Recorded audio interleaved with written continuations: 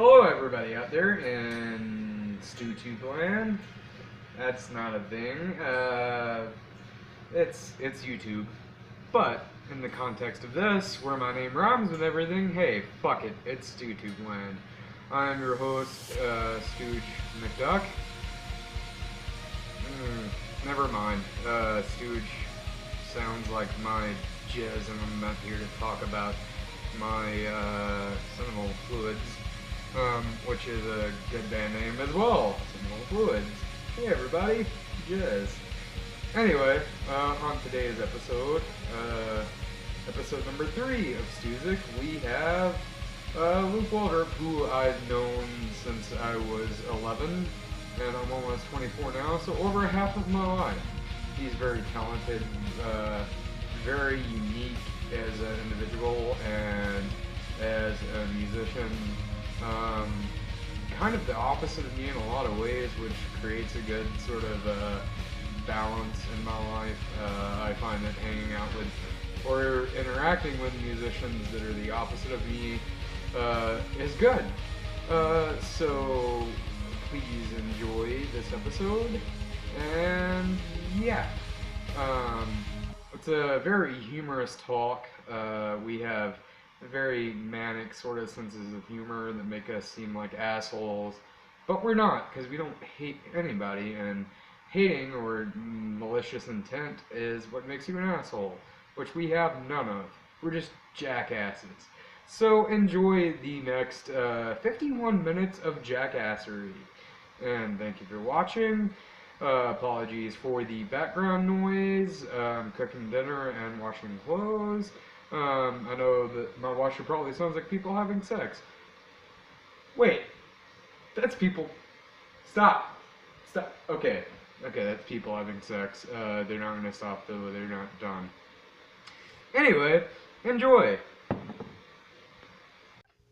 Hello, everybody. Coming to you live from the den, which is now more well lit. I am your host, Stu Crook, and here is the lovely Luke Waldrop, who is going to play us in. Here we go!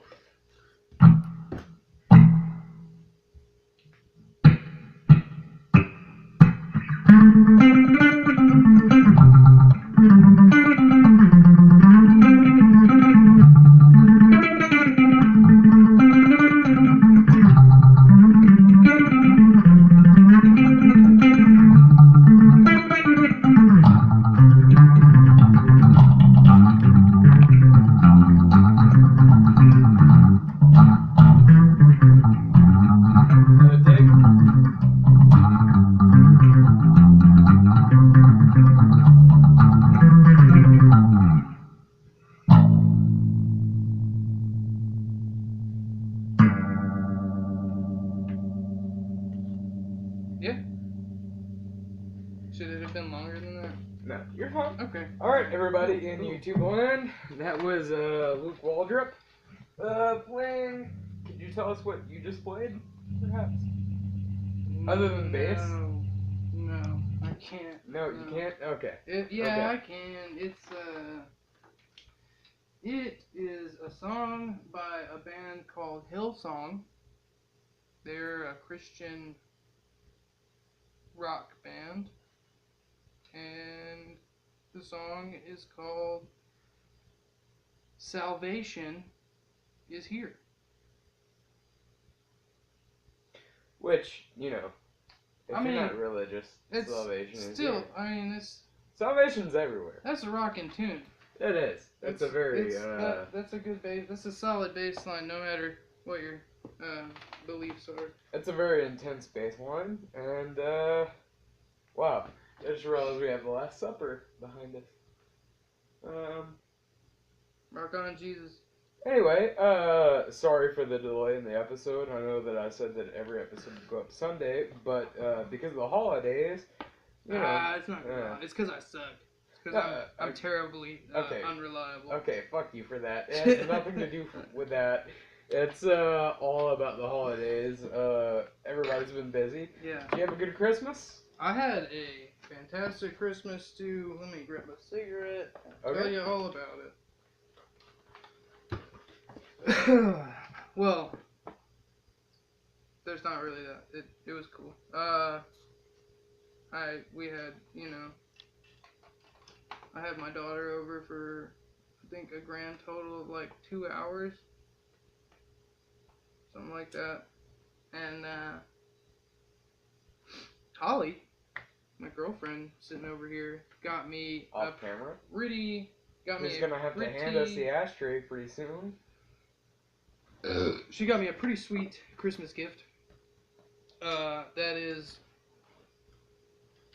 How to Be a Human Being by Glass Animals on vinyl. I actually am working on a top 10 year review thing with a guy. Like albums? Yeah, and that's on there. That one should totally go on there. It's a great album. One of the best albums coming out this year. Maybe one of the top 10. I mean, that's exactly what I do. That's the jokes, dude. That's the joke. I'm slow. Anyway, anything else you want to talk about Christmas-wise? Oh, I got these sick Bluetooth headphones. They're awesome. They make my job so much easier because I just get to listen to music all day, every day. Pretty cool. And then, of course, Cat's Cradle by Kurt Vonnegut. If you don't like Kurt Vonnegut, then fuck you. Seriously, he's the greatest writer ever.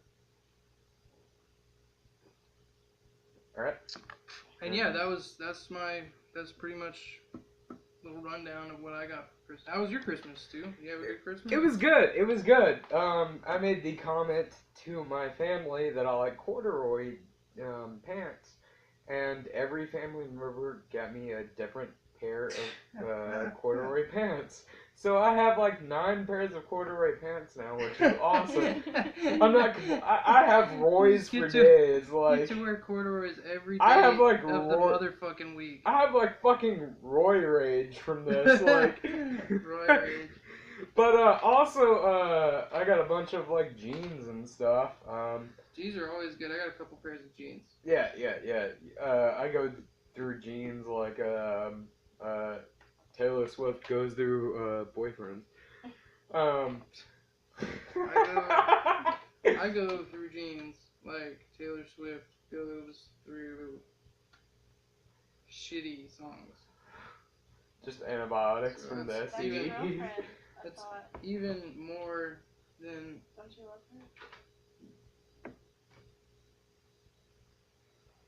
her? His girlfriend as well.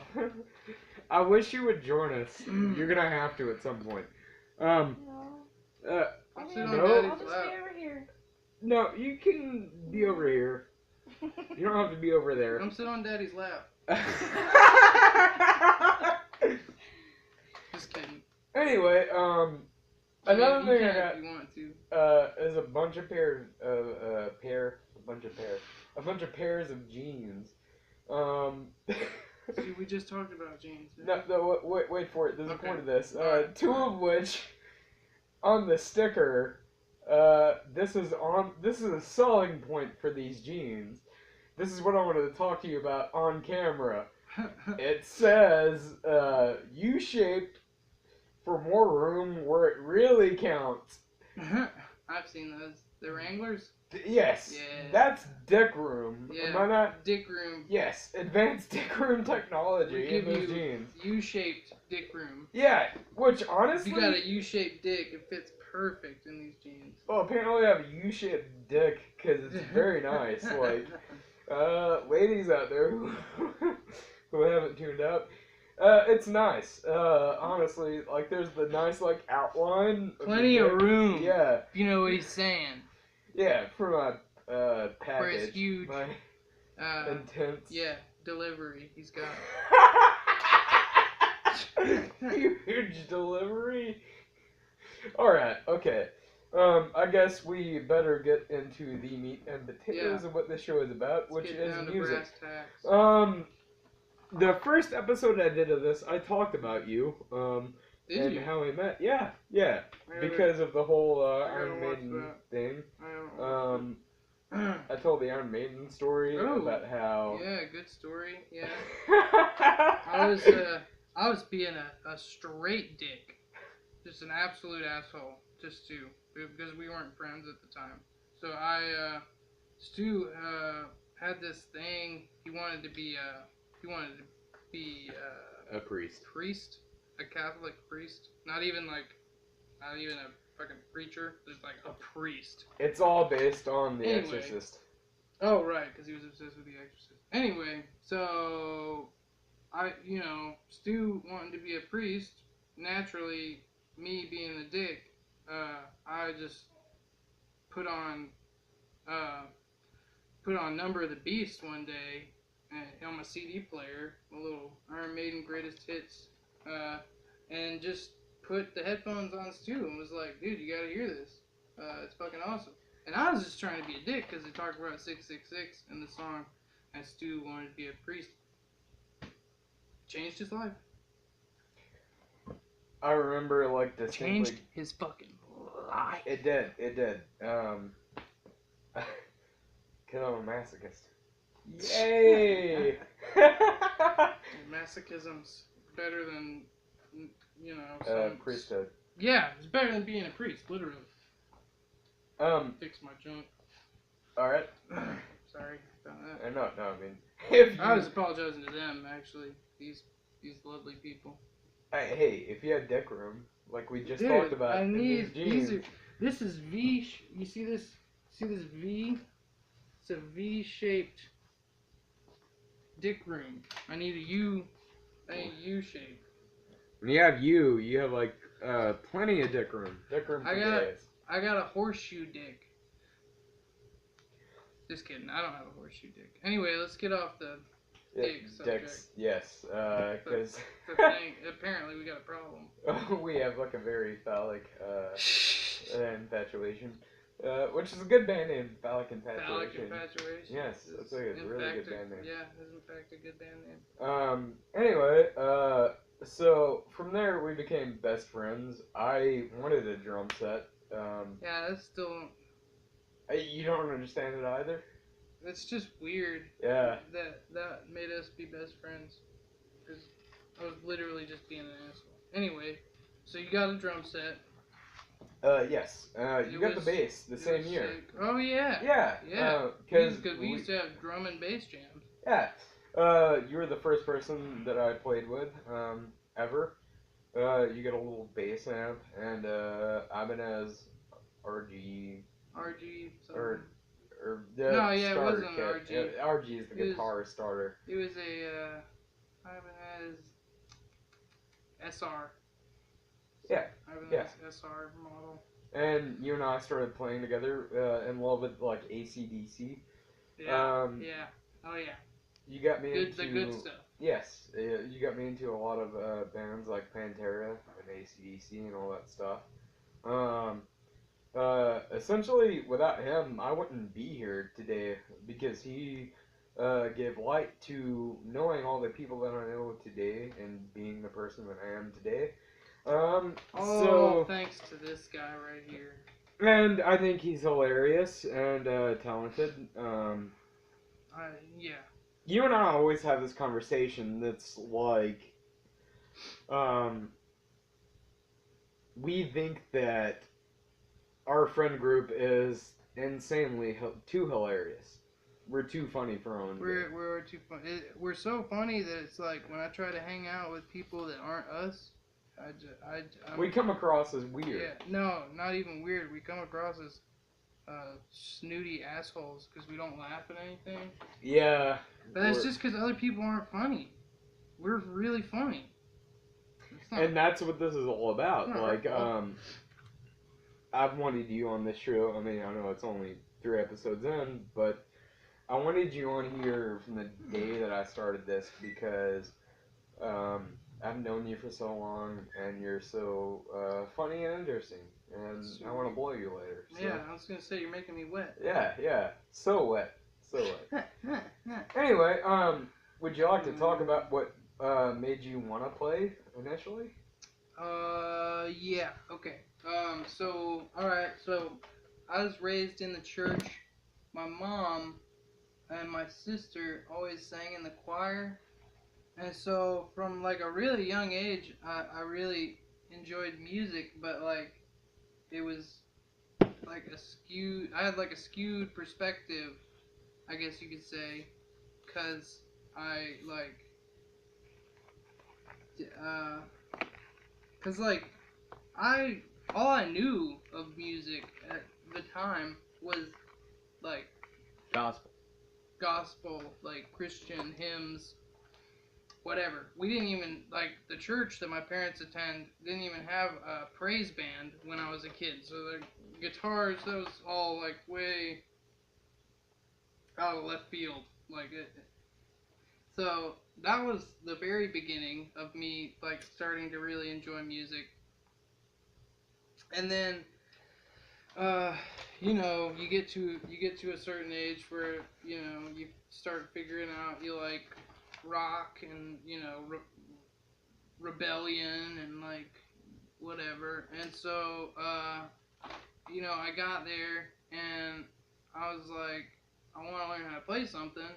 So my brother-in-law taught me like three chords, three on the acoustic guitar, and those chords were G, C, and D, which is like the basic building blocks for every song ever.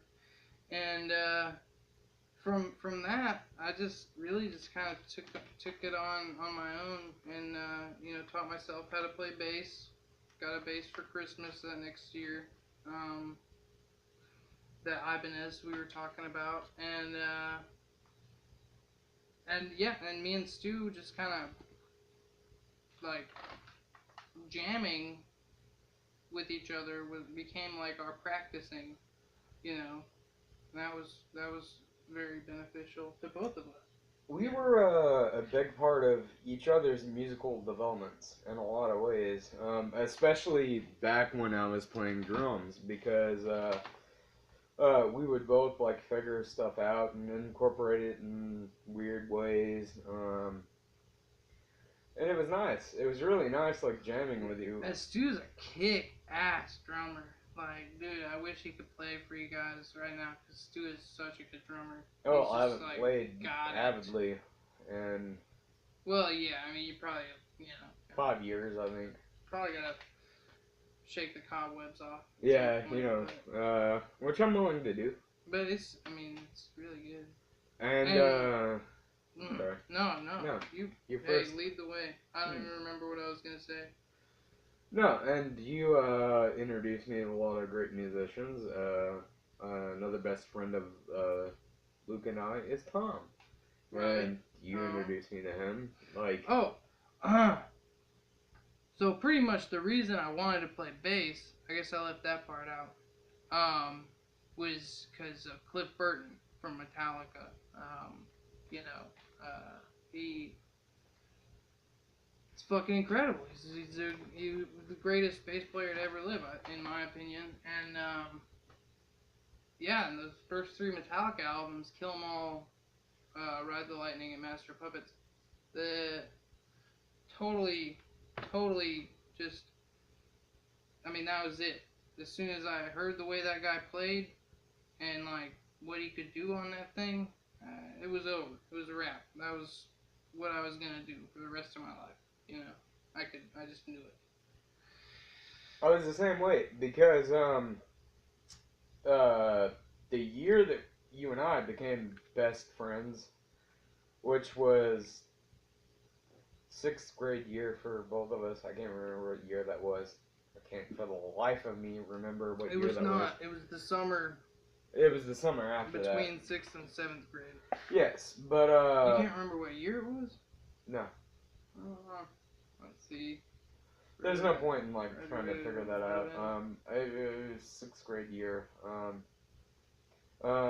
We were both diving headfirst into music, really heavy into it. It's like 2005. 2005. Oh, Holly wants to say something. Come on camera. No, that was. Oh. She was saying. I was saying 2005. 2000. Oh. Sorry. Oh, you hear her laughter off camera, but she's too afraid to be on camera. Even though she's honestly... She's got the cutest little laugh. You guys. Oh my god. Anyway. Stop laughing. Anyway. Where were we at? Oh, you were the same way. And, See, I introduced you to Tom.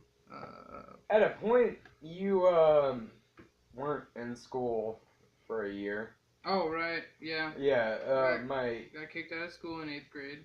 Yeah, my 8th grade year, which, honestly, you not being there was a huge factor in me, diving into homeschooling for the 4 years that I was.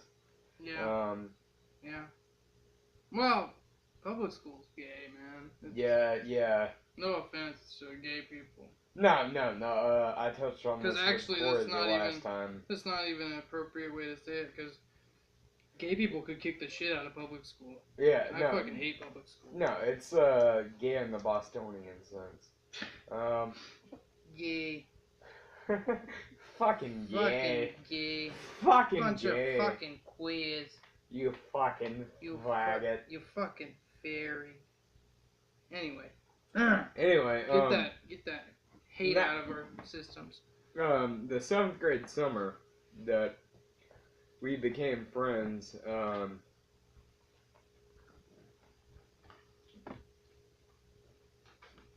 Yes? Sorry. Just grabbing one of these old bastards. you're a nice guy. Let's open this to the public. You were being nice to your girlfriend. You just her. now? Yeah, we didn't have to tell him that, but thanks to. No, I mean, like, you're like a sweet, romantic guy. Right? I don't know if romantic is the right word, but I really love this girl. So, what are you gonna do? Can you come on camera at least for a moment? Babe, you gotta show get over yourself. here. Straight up, you got to. It's not gonna get any better. Stu's gonna keep telling you you have to. Don't sit on Papa's lap. No, baby, that's not. It's not gonna work. I don't want to. You literally have to sit in my lap. I don't. Well, then you can get the fuck out. Babe, no, don't. Don't leave. Just sit in my lap. Just really quick. Just say hey. Say hey to everyone. Hello. Look at these things. I'm telling you guys, I love that girl. Anyway, yeah, the absence of you led me to be homeschooled, which, at the time, I thought, was it really a bad thing, though? I don't know, man. Yeah, no, I guess not. I mean, you didn't miss anything. Honestly, my social life, like, thrived more. Yeah, really. Like, as a result of that, like, everybody would skip school. Yeah, and Rick, I did watch the one of these you did with Rick, and Rick was totally 100% right when he said that Stu was like this mythical being, this mysterious creature, entity that people just, everybody knew of Stu, but nobody like knew Stu besides like us, Stu's friends. I don't know. It was pretty cool. Stu created, like, inadvertently, totally on accident. I didn't mean to do this, but like when Stu not dropped out, but when Stu left school, didn't come to 9th grade, and just went straight to homeschool. I mean, people, like, were making up, like, crazy-ass shit, like, oh, we killed his whole family, and, like... Really? I mean, this is the first time not that like, extreme, but, okay. like, nobody knew what the fuck happened to you. Like, everybody was just like, where's Stu go? You know? Because, like, if I recall correctly, I don't think you told very many people you were going to do that. You just kind of did it. Yeah. Not really. I think I told like 5 people that I was about to do that. Okay. Alright. So, yeah. Well, then I was wrong. But. That's not very many people. Oh, yeah. Okay, so I was right. Cool. But yeah, we played together for years after that, like, Years. Play him and together. Play together until we were like 17, really, pretty much. 18, something like that. We still maybe do, even, honestly. Maybe even 19. I mean, we still play together, but like jamming. Like, fucking jamming. Like, Stu's dad, who was a professional musician, used to just fucking chill and listen to us play. Because that's how badass we were. Yeah, you all just sit on those steps over there and just fucking listen to us. Just jam out, getting drunk. Yeah. Well, not always getting drunk, but like. Well, always. A lot. I'll say that. Always. He always was. Yeah. Well, he liked to party. Yeah. You know. He was a partying motherfucker. And. Junk. I hear Like my just. junk. It's always all discombobulated. And him and I were always really intact with like Pink Floyd.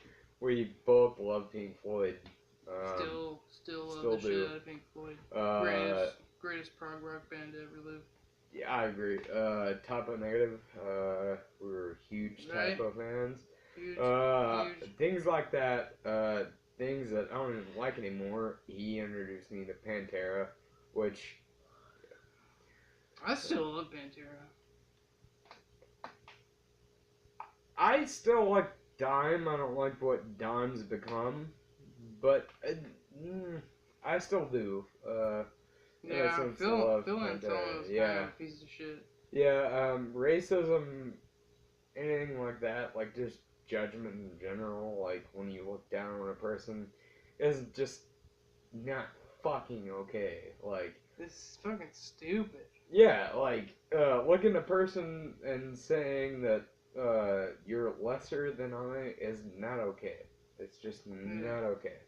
No, yeah, under any circumstance. Totally. There was a while where I got like really, really into like metal in general, and he started to. Yeah, super metal Stu. Yeah, Evil, which is evil Stu. Yeah, Bizarro Stu. Bizarro as Tom calls it. Yeah. Yeah. Well, Stu Baca. Evil Stu. Was Stu Baca. But yeah, anyway. Stu, you're good. He started getting into more like indie, like softer stuff that I didn't really connect with at the time, and that's when I started playing with I was a big faggot. No. No. Really? That's what you're gonna call it? Like. Who, me? Yeah. I mean, I guess not. I wasn't fucking like it. The thing about it is, I thought I was being all cool, being into indie music, and I just wasn't. Like, I was just being pretty much like an asshole, like a snobby asshole. Anyway, so we kind of we had like a riff, you know, like not really like a falling out, but you know, I feel like that's where you were going with that. In a sense, but it kind of like opened up my eyes to a lot of what you were listening to, because we were both very, very close-minded in different ways. And in this little rift that we had, the distance that we had, I started to see a lot of what you were talking about, like bands like The Cure or The Killers or anything like that, you know. Death Cab for Cutie. Yeah. That was a big one. Yeah. I was very into them. Interpol. And Death Cab for Cutie and Interpol, both bands, horrific bass players. Yeah, very Talented, innovative, you know, doing shit people weren't doing yet. You know? not very in your face. I mean, No, it chill, is very upfront. super chill, It's very upfront, but it's very laid back. and just so in the pocket. And would you like to talk about what you're working on now? Yeah. Okay, yeah. So. And I'm gonna go to the bathroom. Let you do that. Okay, I'll be right yeah, back. all Keep right. talking. So, Just talk. Yeah, got it. So, starting, so I have a 3-year-old daughter, in case anyone doesn't know, and starting around the time she was born, really, I started writing like lyrics, which is something that I didn't really do before then, and so I started writing lyrics for this project, I guess you could call it. It was just me and a guitar. Not an acoustic guitar, an electric guitar, a Dan Electro U2, clean, through an amp, but just a real organic sound. And so I've been working on this stuff. It's kind of like, I don't know, kind of like a really eclectic blend of all my favorite stuff, which is like old soul, like Marvin Gaye or Al Green, meets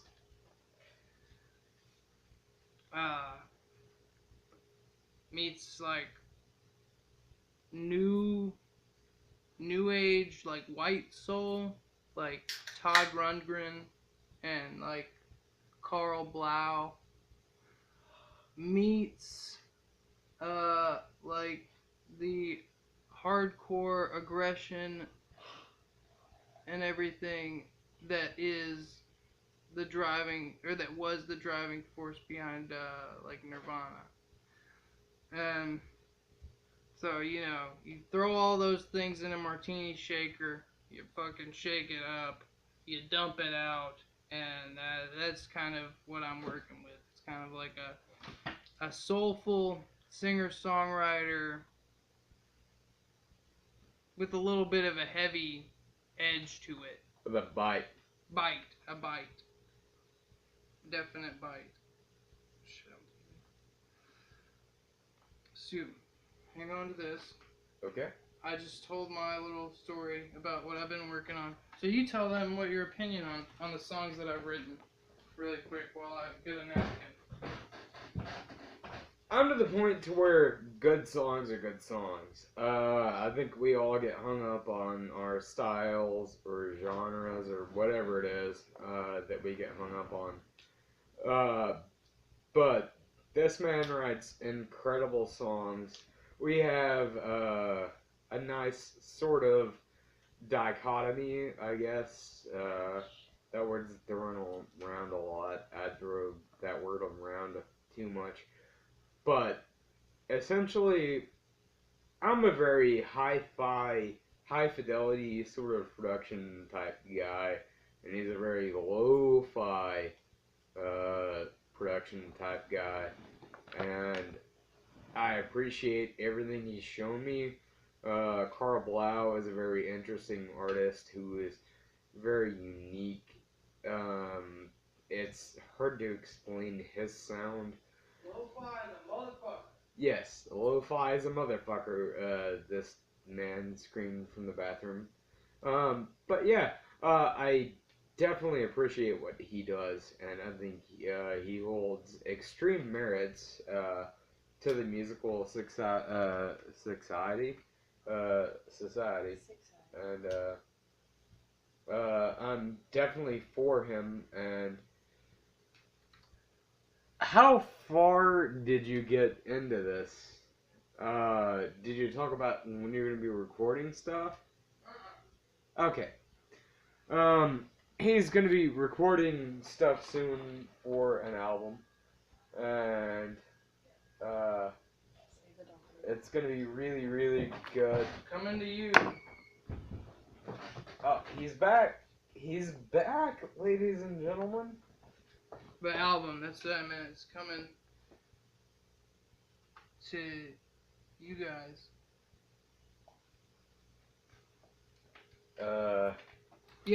Rick. My last guess. Rick Boyd, who was on the last episode of this, has gotten in touch with me recently and has informed me that he would really enjoy recording my tunes, which is cool. And he also said that he would do it free of charge because he's still kind of trying to teach himself how to use the software, and because we're homeboys. Yeah, and he's also the one who's working on giving me mics to turn this into an audio sort of thing. The intro music that I played in the last episode with him was recorded by him. Music that I'd written. He was nice enough just to sort of give me a voice, and that's what happened. Yeah, and Rick he was a big part of both of our journeys, but like specifically the part of our journeys where we find our voice, or find what we want to do, figure out what we want to do, figure out what kind of noise we want to make. You know what I mean? He definitely was a positive influence on us making the decision to be whatever we were gonna be. Just do it, you know. So much love, Rick Boyd. Great guy. Great guy. And you sexy. have... So sexy. Oh, so very fuckable. Which is what I wanted to call this show, very fuckable. Very fuckable. From the beginning, but it's a little too on the nose, offensive. But yeah, he's recording a bunch of songs with him soon, hopefully, and you have a lot to look forward to. He's honestly a really good lyricist too, which is something I struggle with. You want me? Can I? Yeah, go for it. I got something to read you guys, I'm sure. Let's see. Okay. All right. Okay. I know what I'll read. Ooh. All right. So I got something like 20 songs worth of recordable material. And you know, my personal favorite one happens to be this one. I'm going to read you.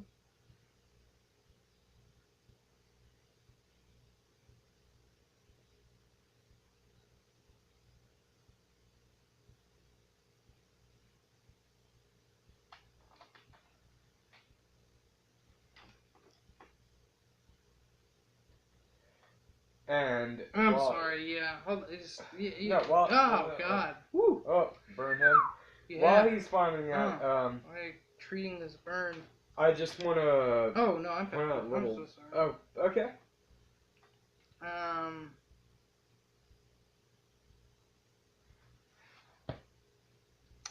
Okay, yeah. Alright.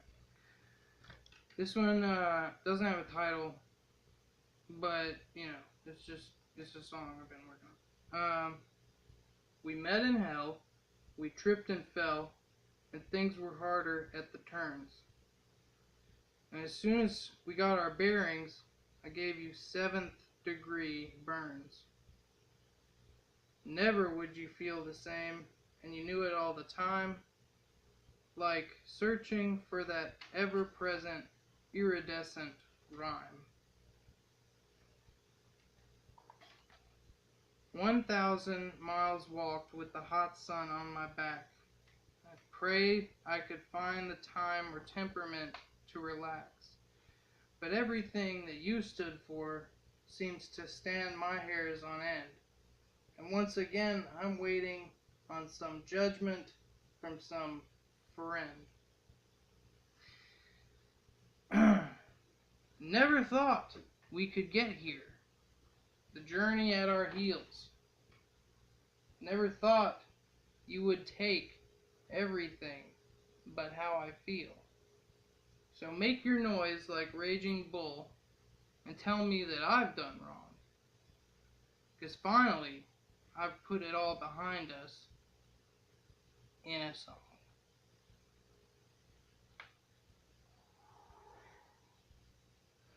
You're a good lyricist, man. That's something that I personally have been terrified of. One thing I want to talk to you about really quick is... Sorry. Good shot of your ass. It's a nice ass. Thank you. What's your perception of me having switched from drums to string instruments like bass and guitar? Well, Stu, is that worse? No, it's better. That's better. Yeah, we're bassier, but it's fine. Throw it. He's messing with our line, you know? That's terrible. Let's just leave it off. Leave it off? Okay. Now what was I talking about? Your relation to me playing string instruments. Right. As opposed Babe. To, I need the hat. Hit me with that hat. Alright. So, Stu on guitar. It's crazy, but it works. Stu, as a fellow member of the rhythm section, right? Drum, bass. We hold it down, okay? Jesus Christ, Stu, you alright? Yeah. Yeah? Sorry, I choked on my coffee a little bit. You got a little. Yeah. I choked. Yeah, There you go. I choked on my coffee. Okay. Shit. That threw me way off. What was I? Okay. So see, we're both kind of doing the same thing, except I'm going from being mainly a bass player, to writing my own songs and kind of teaching myself what my style of guitar playing is. And then Stu is doing the same thing, but he's going from drums to guitar, which is a little more drastic change, but I feel like it gives us a unique way of playing, where we still hold down the rhythm part of the song, and because of our need to fill that rhythm part up with rhythms, it makes it to where we don't do anything too fancy. And even if we do fancy stuff, it's like you fit it in where you can. We're not like trying to show off ever. We just play as well as we can. The tapping stuff I do is all based around the fact that my left hand is very weak, and it's compensating. It's creativity. It's a compensation. Stu's got bum Yes. left hand. But yeah, that's what it's all about. So yeah. But yeah, so the jump. And the thing about Stu playing guitar that's pretty cool is nobody really ever wanted to take the time to sit down with him and actually teach him. We were all just too lazy, I guess, to do it. I don't know. But Rick, actually sat down with Stu, showed him, this and that, a couple things. But then, Stu never even really had so much as a lesson on guitar. He just picked up he just picked up, like, we just all kind of rubbed off on him. It's all about the company you keep. Yeah. And so, like, from Stu playing around us so much, he eventually got to be just a pretty fucking good guitarist. I'm gonna be honest right here. You're really pretty good. You're better than a lot of people I know that actually have had lessons and shit. Well, there's no merits to that, and you've never really had much lessons either. But there's no merits to it, really, honestly. What do you mean? Learning the technical side of this. Oh yeah. It's all like I don't sort know. of expressional.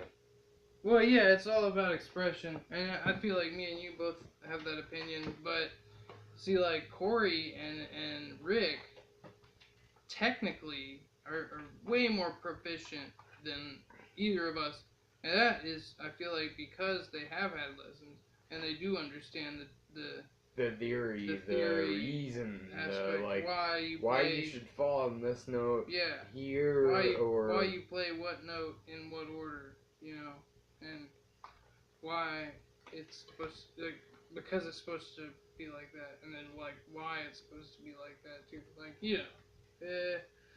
whereas me and you, we just play whatever sounds right, whatever feels right, We don't have a reason behind half the shit that we do on the guitar.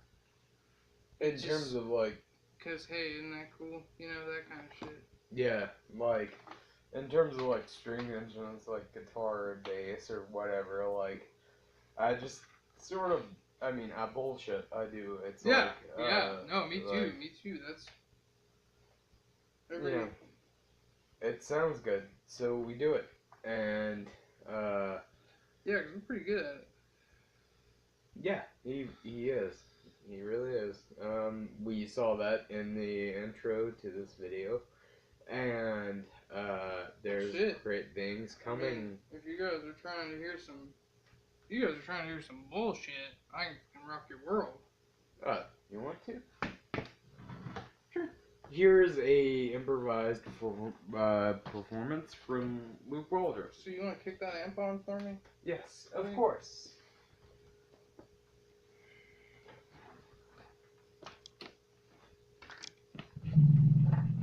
Lukage.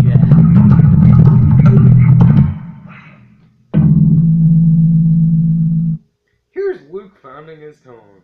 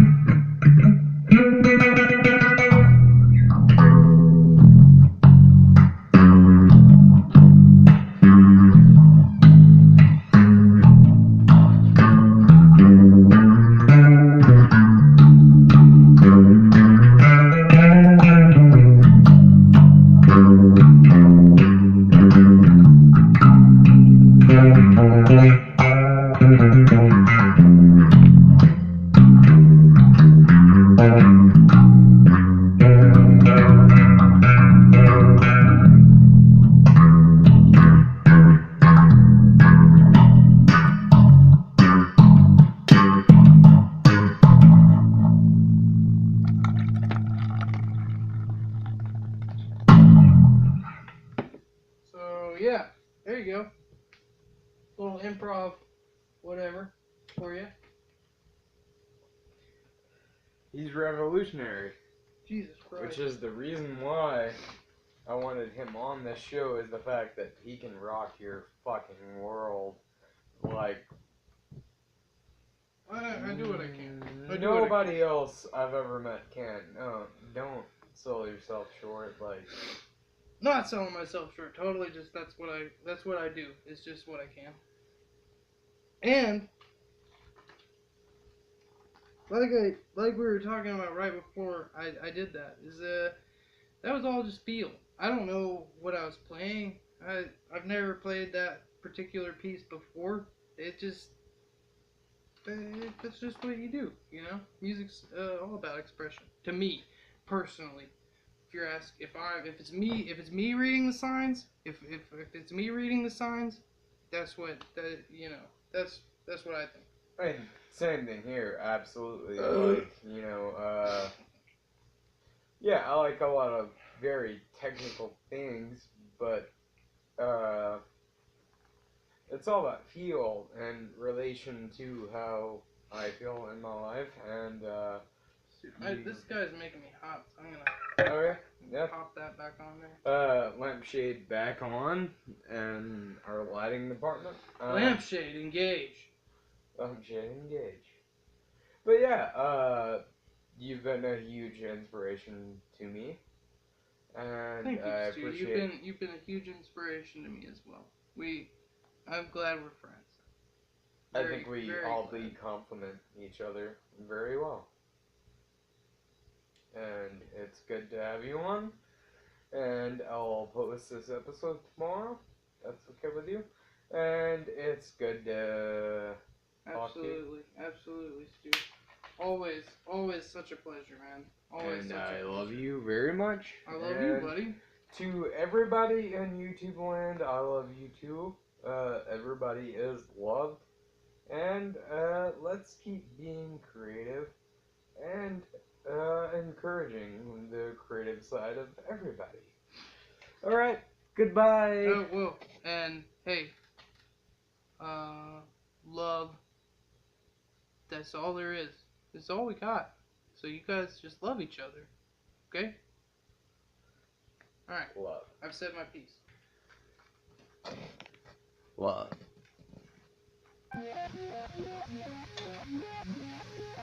Oh, hey! Didn't see you there. It's Stu again. Hope you enjoyed the episode. And a few things about what's going to be coming up soon is I'm going to be getting the audio equipment so you don't have to look at my lovely yet stupid face. Anyway, also in terms of intro artwork and things, what I'm going to be doing is creating a template for anybody who draws or paints or anything like that to create interpretations of the template. And it's because it's all about perspective, and this is all about giving people a voice and letting perspectives be known. And yeah, so once the template goes up, if anybody out there who draws or paints or anything like that, all of that nice stuff, you're more than welcome to submit it, and I'll use a different artwork every week. Especially when this goes audio, and I'm going to be using a still image on YouTube as opposed to us just, fucking around. Yeah, your work will be featured, and this is just a way to get everybody out there. This isn't all just about me or being a narcissist or anything like that. So, yeah, here is to future collaborations with everybody. If you watch this and you enjoy it, please let me know. If you have any input, feedback, let me know. Don't forget to hit the little thing to subscribe and share the fuck out of this, because everybody shares random stuff. So share this. because it's random. Love you all. Hope you all had a good holiday and good evening.